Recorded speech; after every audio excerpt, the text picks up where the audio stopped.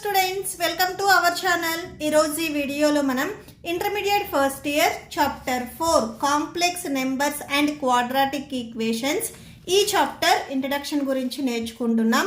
మీకు ఈ చాప్టర్లో ఉన్న all exercises videos, example videos ఈ వీడియో లాస్ట్లో మీకు ప్లేలిస్ట్ డిస్ప్లే అవుతుంది, చెక్ చేసుకోవచ్చు. అండ్ ఈ total text book related videos కూడా ఈ వీడియో లాస్ట్లో మీకు ప్లేలిస్ట్ డిస్ప్లే అవుతుంది. సో దాని మీద క్లిక్ చేస్తే ఈ టోటల్ టెక్స్ట్ బుక్ రిలేటెడ్ నేను ఏవైతే వీడియోస్ చేశానో సో అవి మీకు డిస్ప్లే అవుతాయి, చెక్ చేసుకోవచ్చు. సో ఇంట్రడక్షన్ చూడండి. In earlier classes we have studied linear equations in 1 and 2 variables and quadratic equations in 1 variable. So previous classes లో మీరు లీనియర్ ఈక్వేషన్స్ అంటే ఏంటివి, సో 1 వేరియబుల్ 2 వేరియబుల్స్ అలానే క్వాడ్రాటిక్ ఈక్వేషన్స్ 1 వేరియబుల్ అంటే ఏంటిది అనేది నేర్చుకొని వచ్చారు. సో ఇక్కడ మళ్ళీ ఒకసారి వాటిని రీకాల్ చేద్దాము. సో డెఫినేషన్స్ చూడండి. First, linear equation. A linear equation is a algebraic equation in which the highest power of variable is 1. So ఏదైనా ఒక ఈక్వేషన్ కి పవర్ 1 ఉన్నట్లయితే దాన్ని మనము లీనియర్ ఈక్వేషన్స్ అంటాము. ఇక్కడ మనకి 1 వేరియబుల్, సో 1 వేరియబుల్ అంటే only X or only Y, ఏదో ఒక వేరియబుల్ మాత్రమే ఉంటుంది. అండ్ దీనికి పవర్ వచ్చేసరికి ఓన్లీ 1 ఉంటుంది. ఇక్కడ మీరు అబ్జర్వ్ చేసినట్లయితే A X plus B equal to 0. So ఇక్కడ మనకి ఎక్స్ అనే వేరియబుల్ మాత్రమే ఉంది. అండ్ ఈ ఎక్స్కి ఎక్స్పోనెంట్లో ఏ వాల్యూ లేకపోతే 1 ఉన్నట్లు. సో పవర్ 1 ఉంది కాబట్టి ఈ ఫస్ట్ వన్ వచ్చేసరికి లీనియర్ ఈక్వేషన్ ఇన్ 1 వేరియబుల్ అవుతుంది. సెకండ్ వన్ మీరు అబ్జర్వ్ చేసినట్లయితే A X plus B Y plus C equal to 0. Okay, so ఇక్కడ ఎక్స్ అండ్ వై అనే 2 వేరియబుల్స్ ఉన్నాయి. ఈ వేరియబుల్స్ కూడా ఎక్స్పోనెంట్లో ఏ వాల్యూ లేకపోతే ఇనీషియల్గా 1 ఉన్నట్లు. సో ఇక్కడ కూడా హైయెస్ట్ పవర్ అనేది 1 ఉంది కాబట్టి సో ఈ ఈక్వేషన్ వచ్చేసరికి మనకి లీనియర్ ఈక్వేషన్ ఇన్ 2 వేరియబుల్స్ అవుతుంది. ఇక్కడ మెయిన్ నోట్ పాయింట్స్ ఒకసారి చూడండి. Variables are only to the power 1. So వేరియబుల్కి పవర్ 1 మాత్రమే ఉండాలి. No squares, cubes, roots, fractions of variable.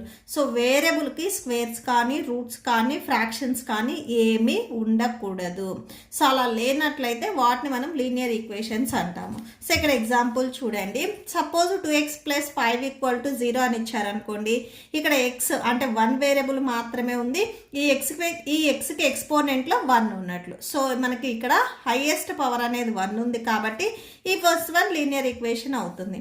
Second one 3x minus 2y equal to 0. ఇక్కడ x అండ్ y అనే 2 variables ఉన్నాయి. ఈ వేరియబుల్స్కి ఎక్స్పోనెంట్లు ఇక్కడ ఏ వాల్యూ లేకపోతే ఇనీషియల్గా 1 ఉన్నట్లు. సో పవర్ అనేది 1 ఉంది కాబట్టి సో ఇది కూడా మనకి లీనియర్ ఈక్వేషన్ అవుతుంది. Next X square plus 1 equal to 0 తీసుకున్నట్లయితే ఇక్కడ వేరియబుల్ ఎక్స్కి ఎక్స్పోనెంట్లో 2 ఉంది. ఓన్లీ 1 ఉంటేనే మనకి లీనియర్ ఈక్వేషన్ అవుతుంది. ఇక్కడ ఎక్స్పోనెంట్ అంటే పవర్ అనేది 2 ఉంది కాబట్టి so this is not a linear equation. Okay, so ఇవి ప్రీవియస్ క్లాసెస్లో మీరు నేర్చుకున్న లీనియర్ ఈక్వేషన్స్. అలానే ప్రీవియస్ క్లాసెస్లో మీరు క్వాడ్రాటిక్ ఈక్వేషన్ గురించి కూడా నేర్చుకున్నారు. ఒకసారి అది చూడండి. డిగ్రీ 2 ఉంటే దాన్ని మనము క్వాడ్రాటిక్ ఈక్వేషన్ అంటాము. డిగ్రీ 1 ఉంటే మనం లీనియర్ ఈక్వేషన్ అంటాము. డిగ్రీ 2 ఉంటే క్వాడ్రాటిక్ ఈక్వేషన్ అంటాము. సో అంటే A X square plus B X plus C equal to 0. So ఇక్కడ వేరియబుల్ మనకి ఓన్లీ ఎక్సే ఉంది, బట్ ఎక్స్పోనెంట్ అనేది ఇక్కడ చూడండి 2 ఉంది. సో హైయెస్ట్ పవర్ అనేది 2 ఉంది కాబట్టి సో ఇది మనకి క్వాడ్రాటిక్ ఈక్వేషన్ అవుతుంది. X square minus 4 equal to 0 చూసినట్లయితే సో ఇక్కడ ఎక్స్కి ఎక్స్పోనెంట్లో 2 ఉంది. సో పవర్ అనేది 2 ఉంది కాబట్టి ఇది క్వాడ్రాటిక్ ఈక్వేషన్ అవుతుంది. 2x ప్లస్ 5 ఈక్వల్ టు 0లో ఎక్స్కి ఎక్స్పోనెంట్లో ఏ వాల్యూ లేకపోతే ఇనీషియల్గా 1 ఉన్నట్లు. సో ఇక్కడ ఎక్స్పోనెంట్ అంటే డిగ్రీ అనేది 2 లేదు కాబట్టి this is not a quadratic equation. Okay, so ఇక్కడ వరకు మీరు ప్రీవియస్ క్లాసెస్లో నేర్చుకొని వచ్చారు. Next X square plus 1 equal to 0. So అసలు దీనికి రియల్ సొల్యూషన్ ఏమొస్తుంది అనేది చూడండి. సపోజ్ మీరు X square plus 1 equal to 0. Suppose మీరు x² + 1 = 0 తీసుకుంటే ఈ 1ని ఇక్కడ మూవ్ చేయండి. అంటే +1 ఉంది, ట్రాన్స్పోజ్ చేసుకుంటే -1 అవుతుంది. సో అప్పుడు మనకి x² వాల్యూ వచ్చరికి -1 వచ్చింది. సపోజ్ ఇప్పుడు నేను x ప్లేస్లో 2 తీసుకున్నాను అనుకోండి. సో 2² అంటే 2ని స్క్వేర్ చేస్తే వాల్యూ ఎంత వస్తుంది? 4 వస్తుంది. ఇప్పుడు x ప్లేస్లో నేను -2 తీసుకున్నాను అనుకోండి. సో -2² సో -2² అంటే -2 × -2 that equal to 2 2s 4 -× plus so +4. ఇక్కడ మీరు అబ్జర్వ్ చేసినట్లయితే పాజిటివ్ వాల్యూని మీరు స్క్వేర్ చేస్తే పాజిటివ్ వాల్యూ వస్తుంది, నెగిటివ్ వాల్యూని స్క్వేర్ చేసినా కానీ పాజిటివ్ వాల్యూ వస్తుంది. అదే 0 తీసుకొని 0ని స్క్వేర్ చేసినట్లయితే 0 వస్తుంది. Square of every real number is non negative. ఏదైనా ఒక రియల్ నెంబర్కి మీరు స్క్వేర్ చేసినట్లయితే వచ్చే ఆన్సర్ అనేది non negative. Non negative means positive మాత్రమే అవుతుంది, నెగిటివ్ కాదు. ఇక్కడ మనకు వచ్చేసరికి ఏమైంది? ఇక్కడ x అనేది ఒక నెంబర్ తీసుకున్నట్లయితే ఈ నెంబర్ని స్క్వేర్ చేస్తే -1 నెగిటివ్ వచ్చింది.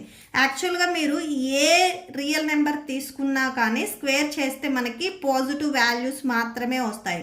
ఇక్కడ మనకి నెగిటివ్ వాల్యూ వచ్చింది. సో మీరు x² చేసినా ఆర్ y² చేసినా కానీ వచ్చే వాల్యూ అనేది పాజిటివ్లోనే ఉండాలి. బట్ ఇక్కడ వచ్చేసరికి మనకి -1 వచ్చింది. సో ఏ రియల్ నెంబర్ అనేది కూడా అంటే no real number gives x² = -1. ఏ రియల్ నెంబర్ కూడా x² వాల్యూ -1కి ఈక్వల్ అవుతుంది అని చెప్పం మనం. సో ఇక్కడ ఇలాంటి ప్రాబ్లమ్స్ సాల్వ్ చేయటానికి మనం ఈ కాంప్లెక్స్ నెంబర్స్లో ఏం చేస్తామంటే i = √(-1) అని తీసుకుంటాము. ఓకే, సో అంటే i² = -1. ఈ రూట్ని ట్రాన్స్పోజ్ చేసుకుంటే స్క్వేర్లోకి వెళ్తుంది. సో i² వాల్యూ అప్పుడు మనకి -1 వస్తుంది. ఓకే, సో కాంప్లెక్స్ నెంబర్స్లో మనం ఏం చేస్తామంటే ఈ నెగిటివ్ వాల్యూస్ రాకుండా సో -1 ఎక్కడైతే ఉందో సో అక్కడ మనము i² అని తీసుకుంటాము. √(-1) ఉంటే అక్కడ మనము i అని తీసుకుంటాము. Okay, using this new number we form a complex numbers. So దీన్ని మనం యూజ్ చేసుకొని కాంప్లెక్స్ నెంబర్స్ని ఫామ్ చేసుకుంటాము.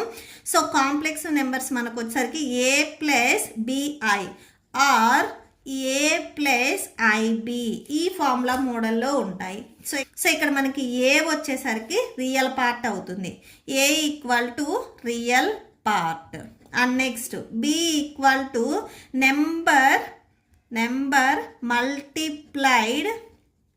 Number multiplied with i. So iతో మల్టిప్లై చేసే నెంబర్ని మనము b అని తీసుకుంటాము. సో ఇక్కడ మీరు ఎగ్జాంపుల్స్ చూసినట్లయితే మీకు సేమ్ టెక్స్ట్ బుక్లో కూడా ఇవే ఎగ్జాంపుల్స్ ఇచ్చారు. 3 + 2i. సో ఇక్కడ a అనేది రియల్ పార్ట్ అవుతుంది అండ్ 2 వచ్చేసరికి b వాల్యూ అవుతుంది, అంటే నెంబర్ మల్టిప్లైడ్ విత్ i అని. Okay, 5 - i. సో ఇది కూడా మనకి కాంప్లెక్స్ నెంబర్ అవుతుంది. 7 + 0i. So that equal to ఈ వాల్యూ మనకి 7 వచ్చేస్తుంది. సో ఇవి మనకి కాంప్లెక్స్ నెంబర్స్ అవుతాయి. సో మీకు సేమ్ టెక్స్ట్ బుక్లో కూడా ఇవే ఇచ్చారు చూడండి. లెట్ us డినోట్ √(-1) అని మనం సింబల్ iతో డినోట్ చేస్తాము. అంటే i వాల్యూ వచ్చరికి √(-1), i² వాల్యూ వచ్చరికి -1. సో ఇవి రెండు మనకి ఇంపార్టెంట్.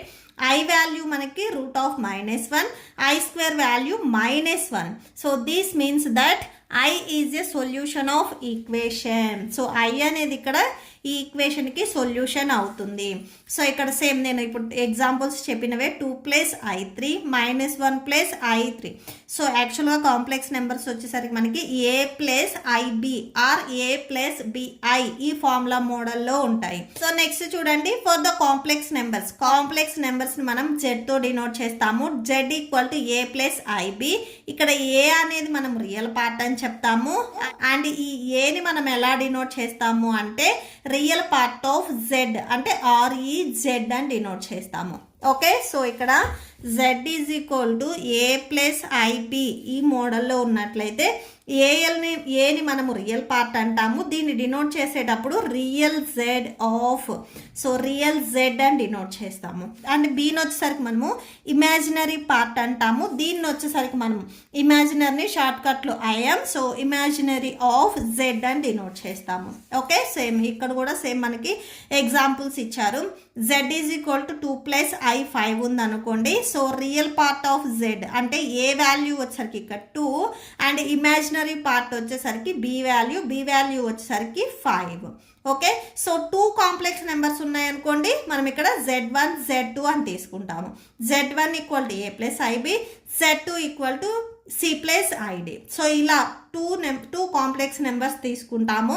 సో ఈ 2 కాంప్లెక్స్ నెంబర్స్లో ఈ ఫస్ట్ ఏవైతే మనకి రియల్ పార్ట్ ఉన్నాయో సో అవి మనకి ఈక్వల్ అవుతాయి, అంటే ఏ అండ్ సి ఈక్వల్ అవుతాయి, B and D imaginary parts మనకి ఇక్కడ ఈక్వల్ అవుతాయి.